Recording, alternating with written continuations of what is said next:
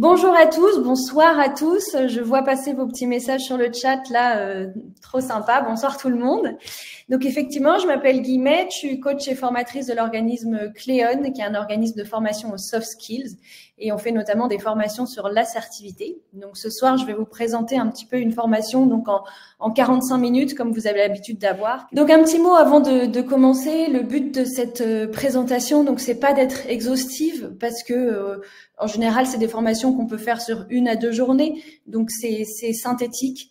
Et en même temps, c'est l'essentiel. Pour moi, c'est synthétique et c'est vraiment aller à l'essentiel de tous les sujets qu'on peut avoir sur l'assertivité. Donc c'est pas exhaustif, mais il y a beaucoup de choses quand même. Et ce qui était très important pour moi aujourd'hui, que j'avais envie de vous transmettre, c'est notamment des choses assez concrètes et que vous pourriez utiliser dans votre quotidien pour être plus assertif au travail. Chez Cléon, on est aussi un organisme qui fait des formations par le biais du théâtre et on utilise beaucoup les mises en pratique, les mises en situation pour apprendre, parce que comme vous devez peut-être le savoir, on retient en fait 80% de ce qu'on a expérimenté. Donc plus on expérimente, en fait plus on intègre ce qu'on a appris. Donc le but, c'est de vous faire le moins possible d'apports théoriques, même si là, on est en visio, donc je peux pas non plus faire que de l'expérimentation, mais je vais vous faire 2 petits exercices un peu que vous allez vivre vous-même pour intégrer un peu ce que je vais vous présenter aujourd'hui. Voilà pour cette petite introduction. Je commence par cette citation de Carl Gustav Jung qui dit « Je ne suis pas ce qui m'arrive, je suis ce que je choisis de devenir ». Pourquoi est-ce que j'aime commencer par cette citation à propos d'assertivité? Parce que justement, l'assertivité, en fait, s'affirmer, ça permet de sortir en gros de la posture un peu fréquente de victime où je peux subir un peu ce qui m'arrive, et parce que je subis ce qui m'arrive, et du coup, je suis un peu en posture de victime et j'arrive pas un peu à prendre en main ma vie. Et ce que j'aime bien aussi, c'est que cette citation, en fait, inscrit cette idée d'assertivité sur un temps long et pas que sur un temps court. L'assertivité, en gros, c'est s'affirmer, affirmer ses besoins, affirmer ses désirs, affirmer ses envies, affirmer ses limites, son cadre, pour un mieux. Mais c'est pas que quelque chose qui se fait dans l'instantané sur un one shot. C'est vraiment quelque chose qui se fait sur le long terme, et ça vous permet, en fait, de devenir qui vous êtes. Et ça vous permet de dessiner votre trajectoire personnelle. Vous voyez, dessiner votre trajectoire personnelle sur un temps long. En fait, c'est quelque chose qui va dessiner un peu votre futur. Plus vous allez affirmer vos besoins, vos envies, vos désirs, plus ça va construire autour de vous votre trajectoire. Et donc, c'est sur un temps long, donc c'est pas grave s'il y a des petits écarts de temps en temps. C'est beaucoup plus intéressant de le voir sur un temps lourd que sur un temps court où je m'affirme sur un one shot. Ça donne beaucoup plus de sens. L'assertivité, qu'est-ce que c'est? Comme je vous disais, c'est très lié à le fait d'exprimer qui on est, d'exprimer ses droits, ses envies, ses sentiments, tout en fait respectant l'interlocuteur, respectant la personne qu'on a en face de soi. C'est pas exprimer en écrasant l'autre, mais c'est exprimer en respectant la personne qui est en face de nous et en respectant ses besoins. Donc, ça vous permet de vous épanouir, vous, et poser votre cadre, tout en respectant le cadre de l'autre. Et ce qui est justement, c'est ça qui est un peu difficile avec l'assertivité, c'est de trouver un peu cet équilibre entre le respect de mes besoins à moi et celui de l'autre. À quel moment, en fait, ils vont se rejoindre pour que toutes les parties soient satisfaites. Donc, petite définition, l'assertivité, c'est exprimer ses droits, ses envies, ses sentiments de manière claire, tout en respectant l'interlocuteur et sans crainte de susciter l'hostilité, ou du moins en étant prêt à la gérer si ça se produit. Voilà, c'est aussi accueillir en fait la contradiction. Peut-être que la personne en face ne va pas être d'accord, peut-être que la personne en face peut avoir une réaction à laquelle vous vous attendez pas. Néanmoins, être assertif, en fait, c'est affirmer ses besoins et être prêt aussi à gérer et à accueillir une situation en face à laquelle on s'attend pas, qui peut être parfois un peu agressive en fonction des tempéraments des uns et des autres, en fonction de comment ils sont à l'instant T. Il peut y avoir des comportements agressifs et c'est soi-même essayer de ne pas rentrer dans l'agressivité, mais de rester droit dans ses bottes, aligné avec vous-même et avec vos besoins. Donc, c'est tout le challenge de l'assertivité. Alors, avant de rentrer dans le fond du sujet, je voudrais vous poser une question. C'est qu'est-ce qui, selon vous, nous permet, vous empêche d'être assertif? Qu'est-ce qui fait que parfois dans la vie, il y a des moments où on n'arrive pas à s'affirmer et on n'arrive pas à exprimer nos besoins? La peur de croyance, la peur d'échouer, le manque d'énergie. Oui, c'est vrai que parfois ça demande de l'énergie, je suis tout à fait d'accord. Le sentiment d'illégitimité, ouais. Ok, génial.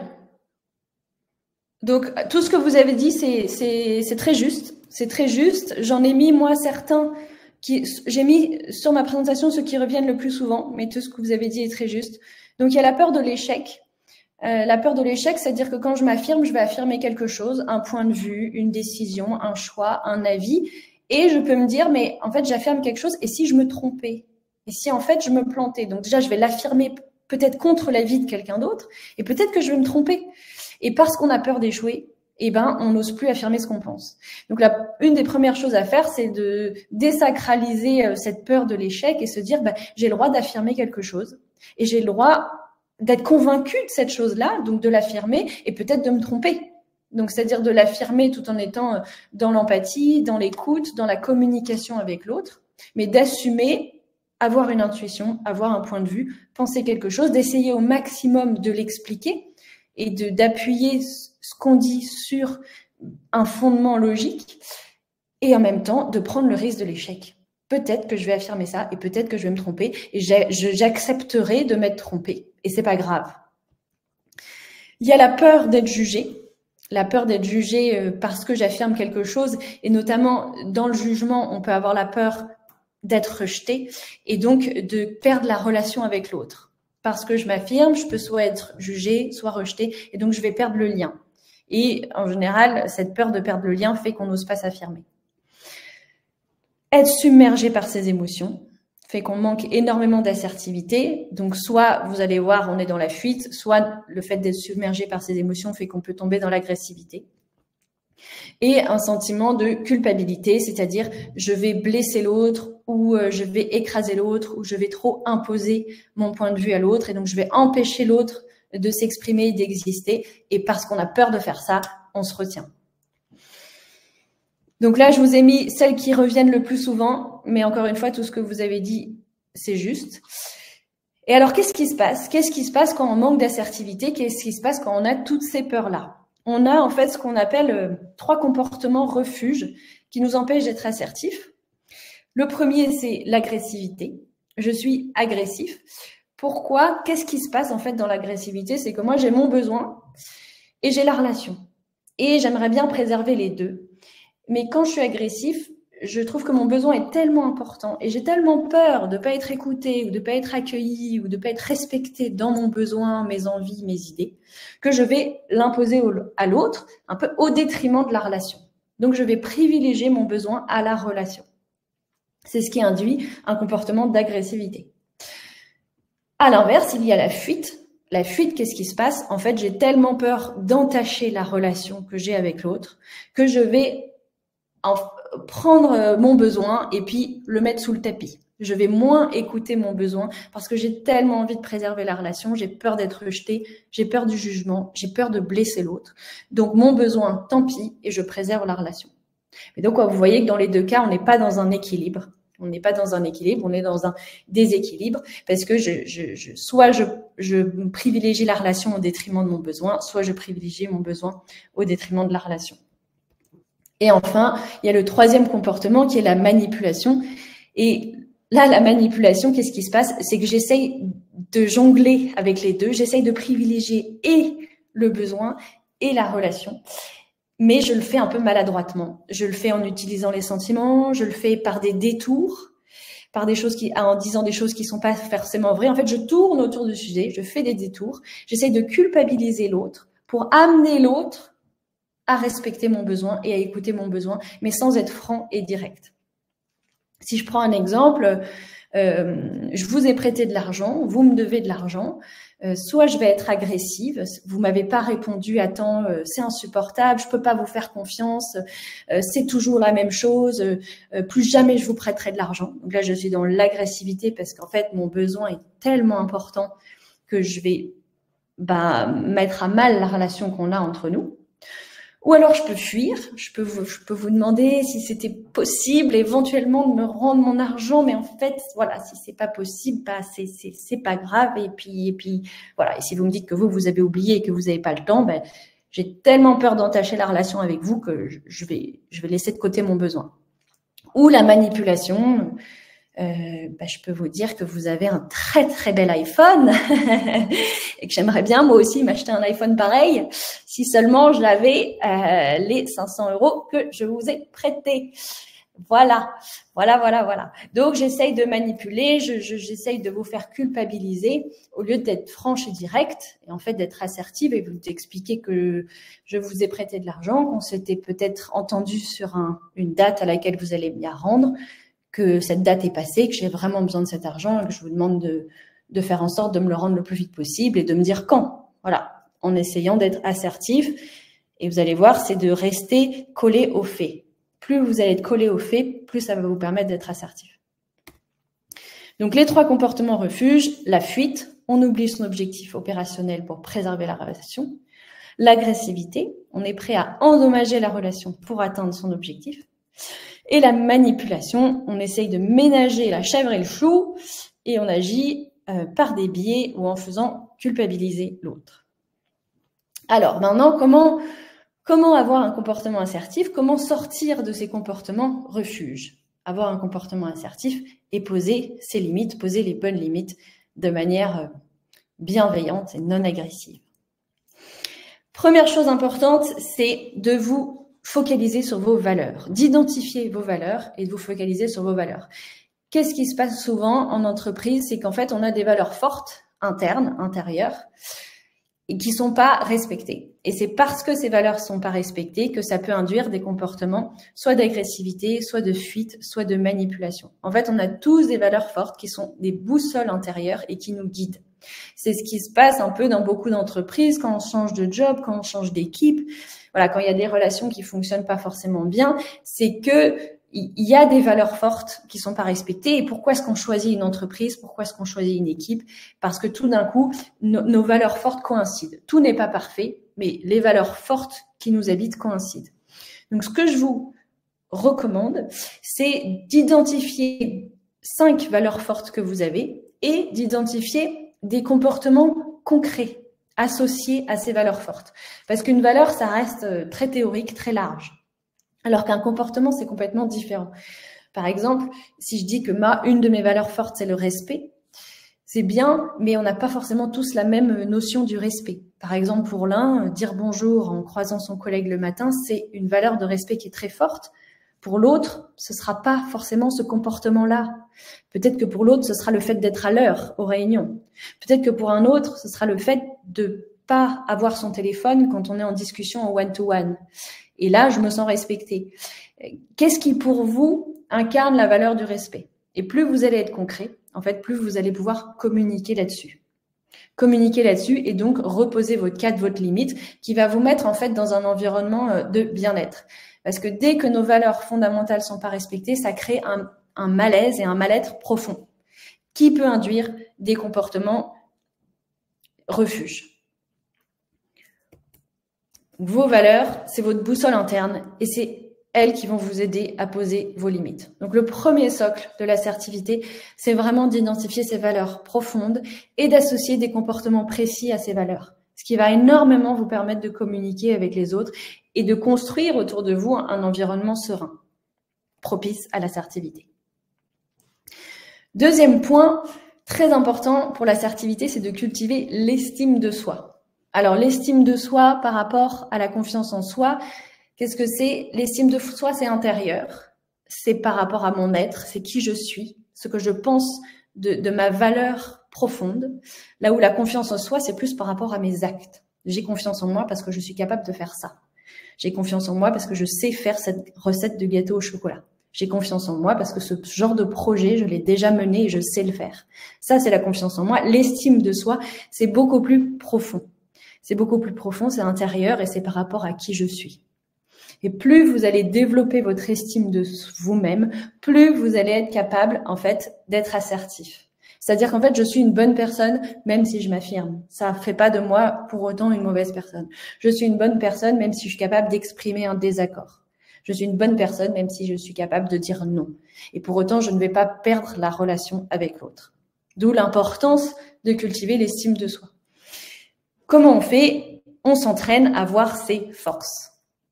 Alors, plusieurs tips un peu concrets pour développer cette estime de soi. Le premier, chaque soir, pensez à un élément de votre journée dont vous êtes fier. Fier avec un E ou sans E d'ailleurs. Demandez à son entourage quelles sont mes qualités profondes, pas qu'est-ce que je sais faire, mais qui je suis. Et enfin, ça peut être aussi tenir un carnet de force, entre guillemets, où vous notez 5 éléments plaisants dans la journée, ou 5 éléments dont vous êtes fier. Et faire cet exercice, en fait, régulier, la clé, c'est un petit peu la régularité, c'est-à-dire pas prendre beaucoup de temps, pas prendre 1 heure par jour, ce qui est énorme, mais ça peut être 2-3 minutes par jour, max, où vous listez ça, où vous pensez ne serait-ce qu'un élément de la journée dont vous êtes fier, ou relire les 5 qualités que les gens vous ont données, et ça va permettre de venir renforcer votre estime de vous-même. Plus vous croyez en vous, en fait, plus vous allez être capable de vous affirmer et moins vous aurez peur d'endommager cette relation avec l'autre. Donc, moins vous serez soit dans la fuite, soit dans l'agression, soit dans la manipulation.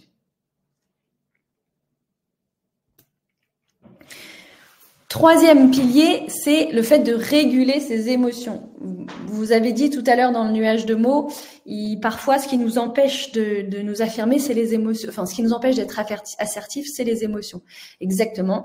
Il y a des moments où on est complètement débordé par ces émotions et on perd le contrôle. Et soit on perd le contrôle et du coup ça crée de la fuite ou ça peut créer de l'agressivité.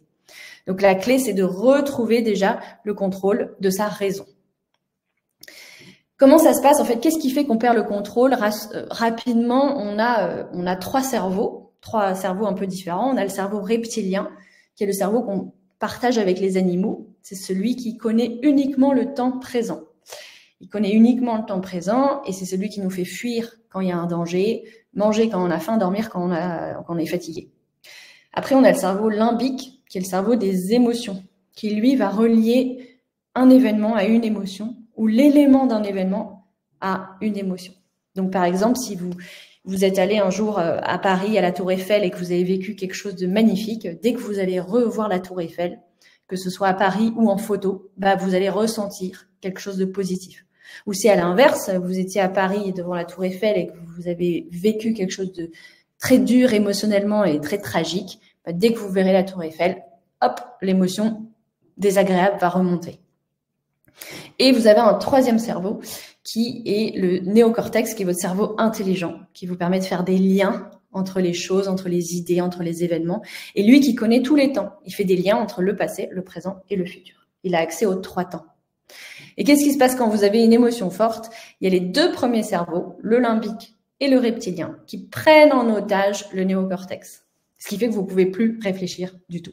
Vous n'avez plus accès à votre cerveau intelligent. D'où des comportements un peu excessifs. La bonne nouvelle, c'est qu'on est tous pareils.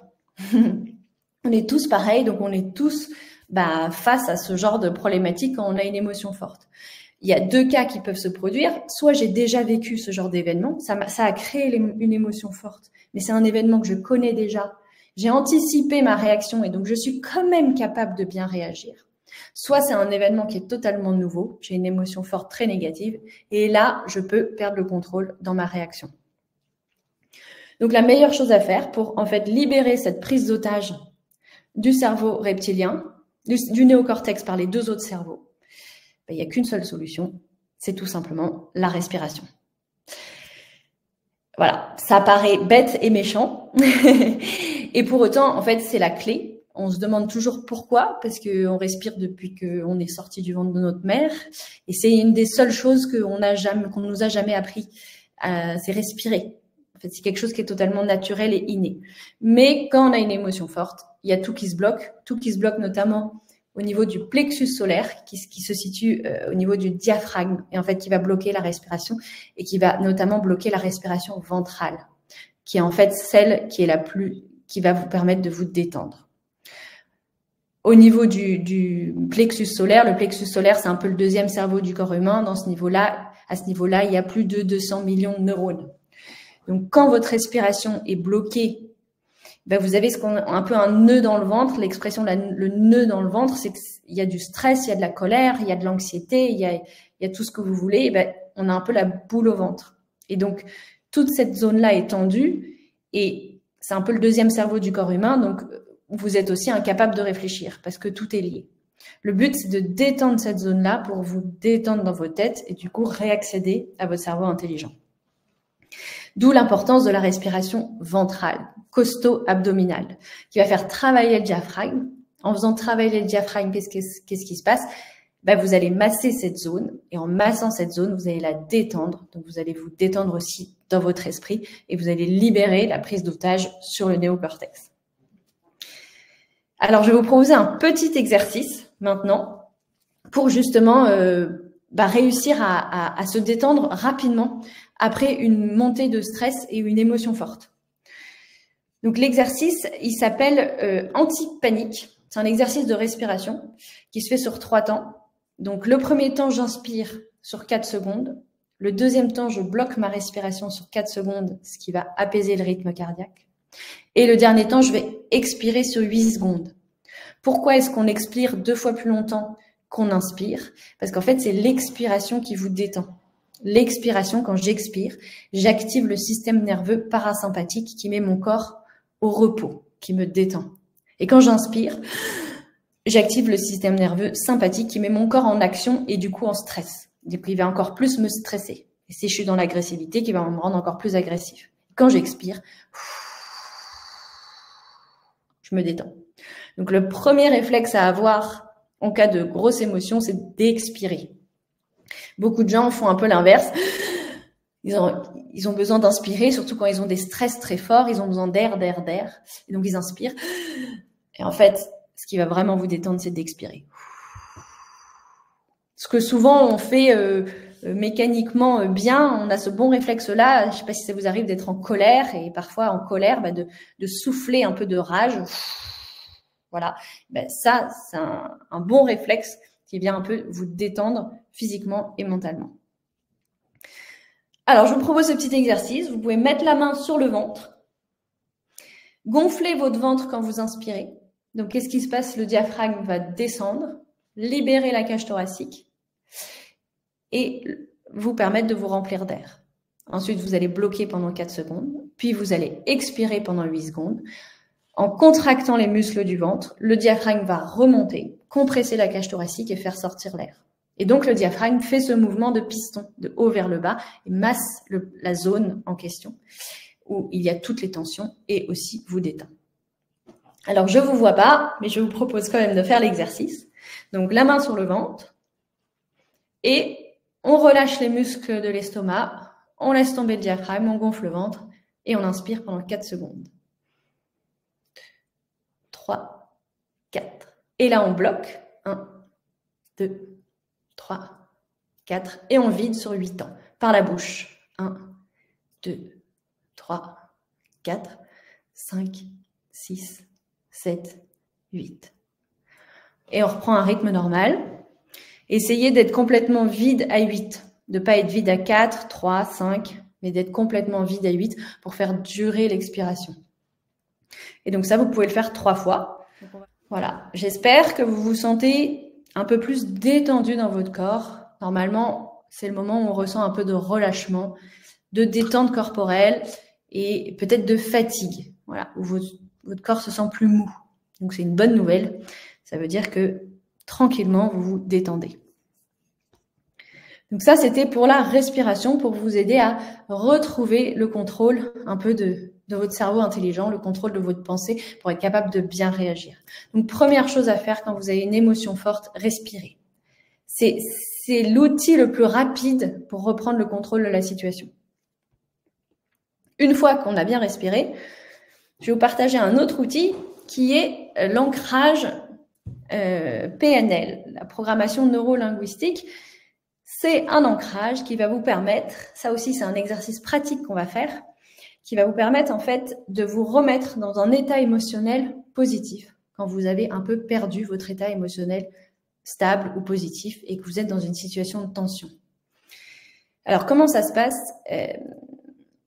C'est le cerveau limbique qui est là et en action. Vous savez, le cerveau limbique qui va associer une émotion avec un événement ou avec l'élément d'un événement. Par exemple, si je vous demande où est-ce que vous étiez le 11 septembre 2001, je pense que la plupart d'entre vous sait où vous étiez. Vous avez des images en tête. Vous saviez peut-être avec qui vous étiez. Vous vous souvenez de ce que vous avez ressenti. S'il y avait des bruits, s'il y avait des odeurs, peut-être des choses que vous touchiez. Enfin, normalement, tout votre corps a imprimé et a mémorisé. Votre cerveau a enregistré toutes les données de cet événement-là parce qu'il y a eu probablement une émotion, un choc émotionnel fort. En revanche, si je vous demande qu'est-ce que vous faisiez, où est-ce que vous étiez le 13 septembre 2001, probablement que là, vous vous en souvenez pas. Parce qu'il n'y avait pas forcément cette charge émotionnelle ce jour-là. Et donc, on va utiliser ce fonctionnement du cerveau qui, quand il y a une émotion, il enregistre les éléments d'une émotion, pour provoquer une émotion désirée. C'est Pavlov qui a fait ce travail, c'est le réflexe pavlovien qui a fait cette expérience avec les chiens. Il donne à manger à un chien et à chaque fois qu'il arrive avec la gamelle, le chien se met à saliver. Ensuite, il donne à manger avec le chien et en même temps qu'il donne la gamelle, il rajoute le son d'une petite clochette et le chien se met à saliver. Et enfin, il active uniquement la clochette sans la gamelle et le chien se met à saliver. Donc, on a vu que l'élément d'un événement provoquer quelque chose chez le chien alors qu'il n'y avait même plus la gamelle. C'est cette technique d'ancrage, c'est exactement pareil. Le but, c'est de provoquer un état chez vous, de provoquer une émotion paisible, par exemple, alors même que vous êtes dans une situation qui probablement ne l'est pas. Mais c'est vraiment d'aller la rechercher. Alors, comment ça se passe? Vous allez tout simplement faire mémoire d'un moment où, alors vous pouvez choisir l'émotion que vous avez envie de rappeler à vous. Ça peut être une émotion de paix, ça peut être une émotion plutôt de, je sais pas, de détente, de relaxation, ça peut être la joie. Voilà, dites-vous, ça peut être le calme intérieur, ça peut être peut-être une énergie, un sentiment d'énergie, un sentiment de dynamisme qui est lié à la joie. Voilà, qu'est-ce que vous voulez un peu réussir à mobiliser rapidement? Et une fois que vous avez cette émotion, vous repensez, vous vous replongez dans un moment où vous avez ressenti ça. Par exemple, hier, avant-hier ou il y a 3 semaines, j'étais vraiment hyper en paix dans le cadre de ce projet-là ou dans cette réunion-là ou dans cette discussion-là. Voilà, un moment où vous vous êtes dit « Waouh, ça c'était génial et j'ai perdu cet état-là ». Une fois que vous avez, donc vous pensez à ce moment-là, et ensuite, qu'est-ce que vous allez faire? Vous allez essayer de le revivre pour essayer de ressentir ce qui se passait à ce moment-là. Donc, vous fermez les yeux, vous imaginez le lieu, vous imaginez les personnes, peut-être les échanges, les discussions. Et là, vous faites appel à vos 5 sens. Qu'est-ce que vous voyez? Qu'est-ce que vous sentez? Qu'est-ce que vous touchez? Qu'est-ce que vous entendez? Voilà, qu'est-ce qui se passe? Et plus vous allez recréer cette situation-là, plus ça va vous permettre de vous replonger dans l'état émotionnel désiré. Et à partir du moment où vous êtes dans cet état émotionnel désiré, qu'est-ce que vous allez faire? Vous allez faire un geste que vous allez associer à cette émotion-là. Alors, ce geste, vous le choisissez. C'est libre à vous. Ça peut être je ferme le poing, ça peut être j'ouvre la main, ça peut être je pince 2 doigts, ça peut être j'ouvre les 2 mains comme ça. Vous choisissez un geste. Moi, je prends ça ou je prends ça ou ça. Vous choisissez les doigts en question. Et vous faites un geste différent, évidemment, pour chaque émotion. Et donc, vous vous replongez dans l'état émotionnel. Une fois que vous le ressentez vraiment, vous faites votre geste, par exemple de serrer le poing.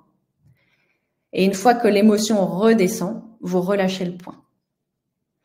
Et ça, vous le faites 3 à 5 fois d'affilée.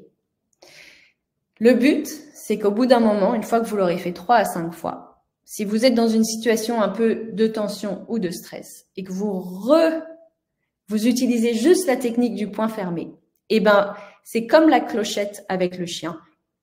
Hop, ça va faire revenir un état émotionnel positif. Comment ça marche? Le moment où vous allez fermer le poing ou pincer 2 doigts, disons qu'une émotion, ça a une courbe. Donc, l'émotion, elle va monter, monter, monter, monter. Puis ensuite, elle va redescendre. L'émotion, c'est quelque chose qui nous traverse. Donc, ça a une courbe. C'est faible. Et puis, ça augmente. Et puis, ça redescend et ça disparaît. Le but, c'est de de serrer le poing ou en tout cas de faire le geste avant que l'émotion redescende. Donc, vous la laissez monter et quand vous sentez qu'elle est près de son apogée, vous fermez le poing.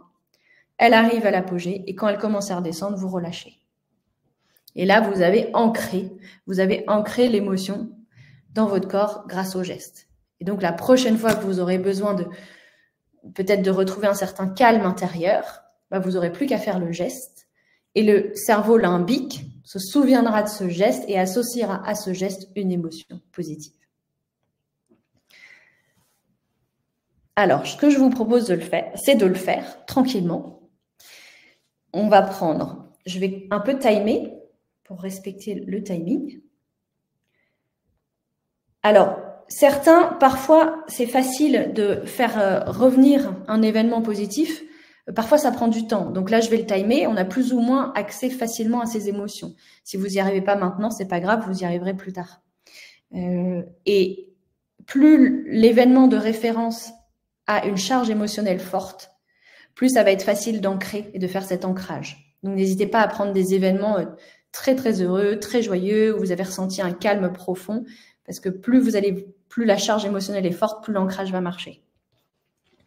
Alors, je vous propose de prendre 30 secondes pour visualiser l'événement, vous remettre dans l'émotion et faire le geste. Donc, je vous laisse 45 secondes. Je vous laisse 45 secondes pour visualiser. Quand l'émotion est là, 15 secondes pour faire le geste. J'espère que ça a marché pour certains d'entre vous. De toute façon, ça marche. En fait, vous verrez si ça a marché. Donc ça, vous le faites 2, 3, 4, 5 fois. Et puis après, vous verrez, vous le testerez dans un moment où vous avez une situation un peu de tension, où vous avez besoin de vous affirmer, où vous avez une émotion forte qui vous prend. Vous faites le geste et vous laissez tranquillement l'émotion positive revenir. Autre point que je voulais aborder concernant l'assertivité, c'est être assertif, c'est oser exprimer un désaccord et un mécontentement. Comment on fait? On commence par respirer. Ensuite, on est factuel. Plus vous êtes factuel, plus ça va éviter d'être dans l'émotion et vous allez éviter d'accuser l'autre. Si je suis pas factuel, je vais généraliser. Ou je vais porter un jugement sur l'autre. Tu es comme ci, tu es comme ça. Ou je vais généraliser, tu fais jamais ci, ou tu fais toujours ça, ou c'est toujours de la même manière. Voilà. Et donc, on est dans le théorique et on n'est pas dans le concret. Plus vous êtes factuel, quand il s'est passé ça, quand j'ai reçu ça, quand j'ai vu ça, voilà ce que ça m'a fait. Voilà ce que ça m'a fait, c'est-à-dire que je vais exprimer une émotion. Donc, le but d'une communication positive et assertive, c'est de ne pas être dans l'accusation de l'autre. Donc, je ne suis pas dans le tu, je suis dans le je. Quand je suis factuelle, je suis ni dans le tu, ni dans le je. Je suis dans les faits. Voilà ce qui s'est passé. Quand je suis dans l'émotion, le ressenti, je suis dans le je. Je parle de moi. Plus vous allez parler de vous, moins vous allez être agressif dans votre communication. Plus vous allez dire tu, plus potentiellement, ça va générer quelque chose, une tension chez l'autre, parce qu'il peut potentiellement se sentir accusé. Si vous voulez être sûr d'être dans une communication qu'on appelle girafe dans le langage de la communication non violente, c'est-à-dire empathique et bienveillante, essayez au maximum de parler de vous, de votre ressenti, et pas d'accuser l'autre, de vous avoir infligé telle ou telle chose. Partir des faits et ensuite parler de moi. Ensuite, vous reformulez l'avis de l'autre pour lui montrer que vous êtes dans l'empathie, que vous avez compris, que vous avez entendu. Pour autant, vous allez exprimer un désaccord. Très important, vous allez distinguer la situation de la personne. C'est pas parce que je suis en désaccord avec ça que je suis en désaccord avec toi ou que je te rejette toi. Vous distinguez bien les deux dans votre tête. Vous n'êtes pas obligé de le dire, entre guillemets, mais c'est bien de le distinguer parce que plus vous le distinguez, plus vous allez être émotionnellement aussi ancré et stable. Parce que vous n'êtes pas en train de rejeter l'autre, vous êtes en train de peut-être d'exprimer un désaccord ou un mécontentement par rapport à une situation, ce qui n'a rien à voir, ou une idée ou autre chose. Et enfin, ne pas chercher à convaincre l'autre absolument. Quand j'exprime un désaccord ou un mécontentement, je l'exprime. Et c'est ça aussi l'assertivité. Je vais commencer à être agressive si je veux absolument amener l'autre à mon point de vue. J'exprime mon désaccord, j'explique pourquoi, et après je laisse la personne en face de moi rejoindre mon idée ou pas.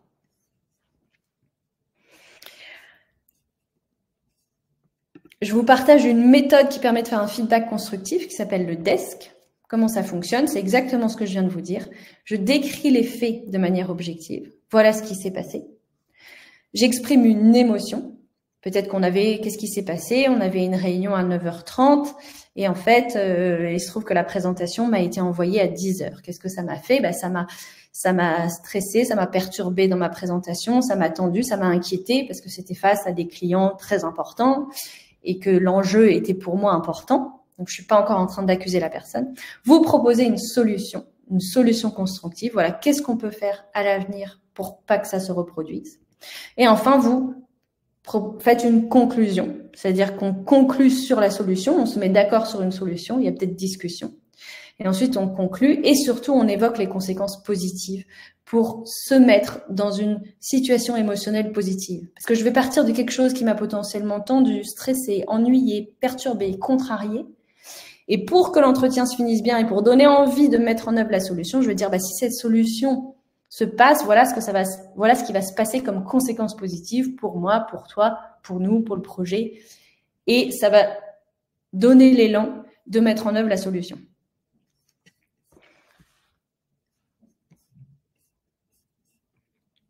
Donc, j'exprime par rapport à l'assertivité, je régule mes émotions.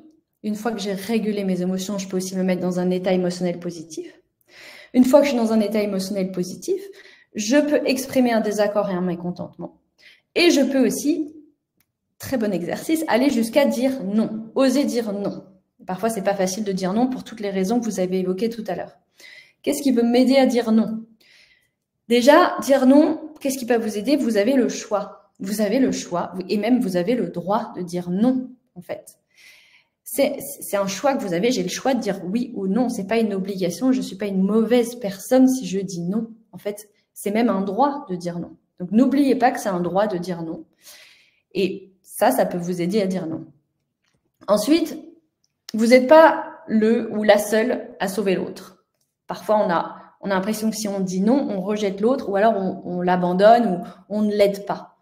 Et on va avoir tendance à se mettre dans une posture de sauveur. Je viens t'aider, je viens te sauver. Mais vous n'êtes pas le seul à pouvoir aider l'autre. Donc, décentrez-vous de je suis le seul à pouvoir l'aider et dites-vous, en fait, peut-être que je vais dire non, mais peut-être qu'une autre personne va pouvoir l'aider.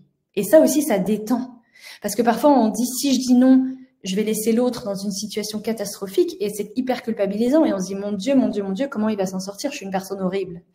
Mais si on se dit, en fait, je suis pas la seule personne au monde à pouvoir l'aider, et il y a peut-être 1000 autres possibilités, ça permet vraiment de plus pouvoir dire non. Autre chose, vous pouvez aussi vous dire que vous rendez un service à cette personne. On peut aussi rendre un service en disant non. Parfois, il y a une personne qui nous a dit non et en fait, ça a généré chez nous de la créativité. La créativité pour trouver une solution et cette créativité a été bénéfique. Ou effectivement, on peut monter en compétence ou aller voir quelqu'un de plus disposé à l'aider ou parce que du coup, ça me force à aller créer des nouvelles idées ou ça me force à monter en compétence. Après, cette compétence-là, c'est acquis pour la vie. Donc, dites-vous qu'un non, c'est pas forcément pénaliser l'autre. Il peut y avoir un bienfait dans un non que moi je donne pour l'autre. Essayez de pas projeter des potentielles réactions. Et c'est lié au fait de ne pas associer la situation à la personne. Je dis non à la situation, je dis pas non à la personne. Et ne pas oublier aussi que quand on dit non, on dit non aux autres, mais à qui on dit oui? Souvent, on dit oui à soi-même. Parce que en fait, peut-être qu'on est débordé à ce moment-là, qu'on a un projet urgent, et que dire oui à l'autre, ça peut impacter notre situation actuelle, ça peut impacter le travail que je vais donner sur ce projet, ça peut avoir des conséquences assez graves à long terme. Donc dire non à une personne, c'est pas juste dire non et c'est pas juste être égoïste, c'est dire oui à autre chose, c'est peut-être dire oui à mon projet, c'est peut-être dire oui à mon équilibre vie pro, vie perso, qui est aussi fondamental en entreprise et qui va me permettre moi de durer, d'être serein dans la durée, d'être stable, d'être productif. Vous voyez, pensez aussi à quoi vous dites oui quand vous dites non à quelqu'un. C'est pas que de l'égoïsme, c'est aussi parfois vous avez des besoins importants que vous avez besoin de respecter. Et j'ai bientôt fini. Pour finir le timing, je vois qu'il est 45, c'est bientôt fini. Comment je dis non? Je vais vous partager quelques manières de dire non. La première, c'est ne pas toujours chercher à se justifier. En tout cas, au début, si c'est très dur pour vous de dire non, apprenez à dire non sans se justifier. Je fais beaucoup d'exercices comme ça, c'est apprenez à dire un non franc et massif, non. Vous pouvez le faire sur des petites choses, essayez sur des petites choses au début, ou essayez dans la vie perso, ou avec des amis. Est-ce que tu veux sortir ce soir? Non. Non, non, c'est pas parce que je suis malade, pas parce que je suis fatiguée, pas parce que je me trouve 1000 excuses extraordinaires. Non. Voilà. Essayez de dire non sans vous justifier, parce que n'oubliez pas que vous avez le droit de dire non. Ensuite, être en empathie. Donc, c'est-à-dire que non sans se justifier, ça peut paraître un peu brutal. C'est important de le faire pour être capable de le faire. Mais ça reste important aussi d'être en empathie avec l'autre. Mais ne pas se justifier, ça ne veut pas dire ne pas être en empathie. C'est que je ne vais pas chercher à expliquer, à me justifier, à dire pourquoi je dis non, comme si j'avais pas le droit de dire non. En revanche, je vais être en empathie, peut-être en écoutant l'autre et en écoutant ce que ça lui fait que je lui dise non, et peut-être en essayant d'expliquer. Mais il y a une différence entre expliquer et se justifier. Expliquer, c'est pour accompagner l'autre et aider l'autre à accueillir le non, parfois. Alors que me justifier, c'est un sentiment un peu de culpabilité et j'ai besoin d'expliquer pourquoi je dis non, ce qui n'est pas la même chose. Ensuite, il y a 4 manières de dire non. Il y a l'accord partiel, c'est-à-dire que vous pouvez dire non en partie. Donc, est-ce que tu peux me prêter, est-ce que tu peux me rendre cette présentation pour demain matin 8h? Alors, je peux te rendre les 2 premières parties de la présentation, mais pas la totalité. Voilà. Donc, ça permet de montrer à l'autre que je fais au maximum pour l'écouter, je fais le maximum pour le satisfaire, et en même temps, je respecte mes besoins. Je dis oui parce que j'ai peut-être d'autres sujets, parce qu'il est tard, parce que, etc., etc. Donc, je fais un accord partiel. Est-ce que tu peux me prêter 100 €? Alors, je peux pas te prêter 100 €. En revanche, j'ai 2 €. Si tu veux aller t'acheter un café, je te les offre. Voilà, je fais un accord partiel, un non partiel. Après, il y a la technique du disque rayé. Ça qui est assez utile, notamment face aux gens qui insistent beaucoup. Il y a des personnes qui insistent. Donc, en fait, on va dire non une fois. La personne insiste, on redit non, elle insiste. Et en fait, on finit par dire oui. Le disque rayé, ça permet de rester assertif, de dire non, en acceptant de dire non plusieurs fois. Et le mieux dans cette technique-là, c'est de toujours rester en empathie avec l'autre. Donc non, je suis désolée, je peux vraiment pas t'aider. Non, je comprends que ce soit un enjeu important pour toi. Je comprends que du coup, ça te mette peut-être dans une situation pas évidente. Malheureusement, je peux pas t'aider. Non, vraiment, j'aimerais énormément t'aider. J'aurais adoré être disponible pour toi ce soir ou être disponible pour ce projet-là. Malheureusement, j'ai ça, je ne peux pas t'aider. Voilà. Et non, non, non et non, en essayant toujours d'entendre ce que ça fait pour l'autre et d'entendre et de reformuler, d'écouter l'autre et de lui partager aussi votre émotion, que c'est pas forcément agréable pour vous de dire non, mais n'empêche, restez quand même dans la technique du disque rayé pour pas finalement dire oui. Et enfin, il y a l'alternative, enfin pas enfin, il y en a encore une après. L'alternative, c'est je dis non, mais je propose autre chose.